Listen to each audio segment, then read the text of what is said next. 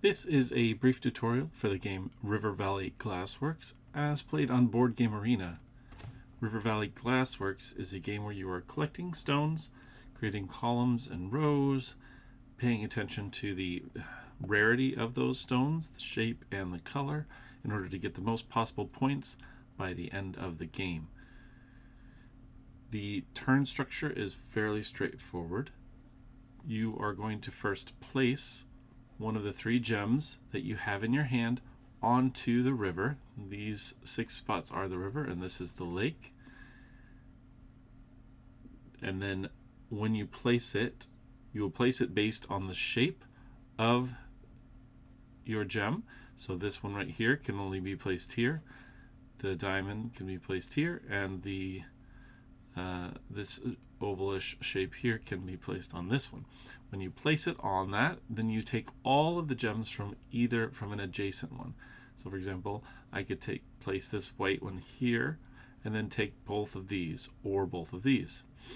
The empty river tile will be then placed at the end, given a few more tiles based on these little knobs here, and then everything moved up a little bit forward, and which changes that adjacency. That is a typical turn.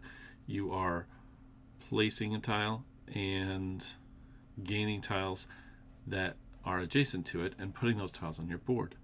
Now the other type of turn that you can have is when you are getting low, either you have one or none left, you can draw from the lake. And I say one or none left because you will draw 4 from the lake no matter what, and you can only have 5 in your hand. So anything that's overflow will go in this overflow area and be worth negative points. So you don't want to draw from the lake typically until you have 1 or 0 gems left in your hand. But like I said before, you will take 4 of the gems that are in the lake, and then the lake is refilled. And those go to your hand, not your board. When you place on the river, they go to your board. Let's talk about the board. So as you can see here, we have different columns and different points. And you can see the points towards the left are less than the points towards the right. And we'll kind of explain how that works. Notice also 1, 2, 3, 4, 5, 6, 7 columns. Only one color of gem can go into each column, and there are actually 8 different colors even, and if you have more players, I think 5 players, 9 different colors. So you can't have every color in your board here, and any color that you collect that is not on your board will go in the overflow, so be careful about that as well. Like I said, when you're placing, you have to match shapes, but when you're pulling off and putting on your board, you're looking at colors. So let's say I pulled these 2, this purple and this blue, turquoise and purple here, onto my board here. I would then place I would place one of them here and one of them here to start a purple row and a turquoise row. Now, where you place them and the order you place them is important because that is where they go. And so any future purples would go into the row that you placed it in, and any future blues or turquoises would go in the column that you placed it in. And so it may be a strategy to put the colors that are more common towards the right if possible. You can see here this glass rarity, right? White and purple are the most common, then turquoise and cobalt, then black in a 5-player game, Arctic and green, and then yellow and orange are the most rare. If you're able to put some of those common ones towards the back here, then you can get some major points by getting those taller columns for those more common colors because they're easier to get on the board here. You'll also see kind of the rarity is depicted in the shine of the gems here in BGA. So the white and the purple aren't as shiny, but you get to like the blue or the orange especially, then it gets more shiny. But there is a tool tip if you have a question of what color it is.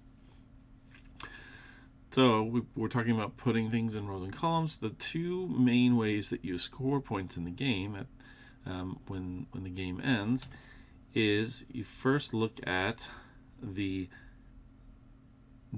the length of each row stopping at the first gap. So obviously this one is just going to be however many columns you have. So it could be up to 22 if you filled all 7 columns. This one here, if you've got this one filled, but then this is blank, even if the ones over here are filled, then it will be only 4, and so on and so forth. So you'll take each row. So there is some incentive to still get stuff in these left rows for the column scoring, but you want to, for the row scoring, but for the column scoring, you want to try to get higher on these right ones, because the column scoring doesn't score every column. It only scores the height of the tallest 2. So, you know, you want, if these 2 are up to here, but you've got one over here, then that one's going to score before. Now, if the 2 are tied, and you're looking for your highest, so let's say we had that 15 here, and then a 20 and a 24, the 20 will be the one that scores, not the 24. It's always the leftmost. And then, like we mentioned, anything that's overflow, so the ways you get overflow are if you get more than your hand can hold, if you get more colors than you have room for, or if you go higher on a column than you have room for. So once you get 5 stones of a single color, any more stones of that color go in that overflow, and that is -3 points per piece. All right, so we'll take a few turns here. So you can see the red player took these stones by placing one into this spot and then taking these. Remember, you place one and then take from the adjacent, everything from the adjacent. So now they have these 2 to place in there on their board, which they do. And then that goes to the back, fills with 2 more, and they now have those 2 columns filled up. So now it's my turn. I can either place the glass on the river based on the shape, or I can take glass from the lake. I'm obviously going to place glass on the river, and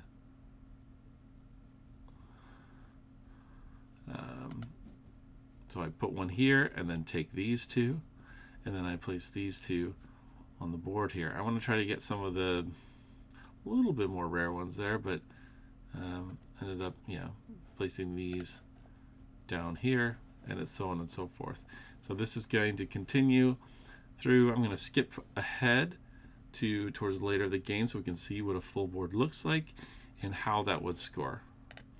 Okay, this is the end of the game. Well, the end game was triggered, and that happens as soon as somebody has 17 stones on their board. BGA shows you how much everyone has and counts that for you so that you can kind of keep track, because not everybody's going to have the same amount because you're grabbing more. You can see sometimes they really build up, and you can take either just 1 or you could take 5, so just depending on what is there.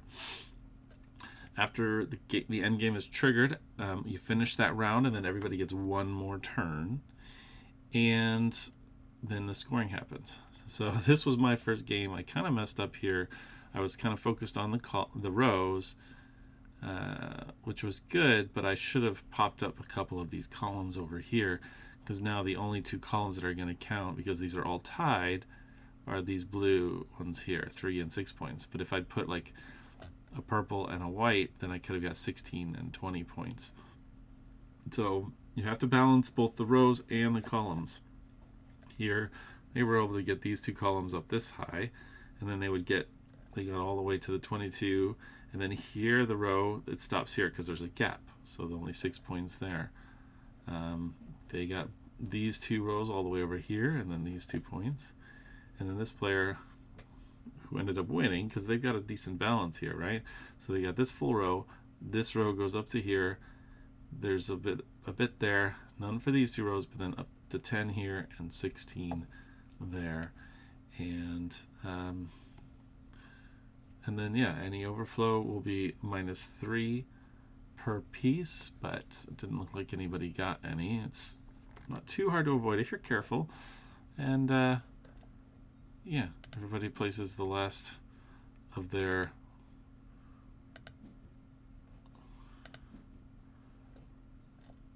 boards, and that is the end of the game. Pretty straightforward. Again, take from the river or take from the lake if you need to refill your hand, fill up rows and columns. Rows score as long as they don't have gaps. Columns your 2 highest score, and then any pieces that are overflow are -3. And here's your common to rare as you're trying to plan those out so you can get some of those higher columns towards the end. Hope this was helpful. Thanks.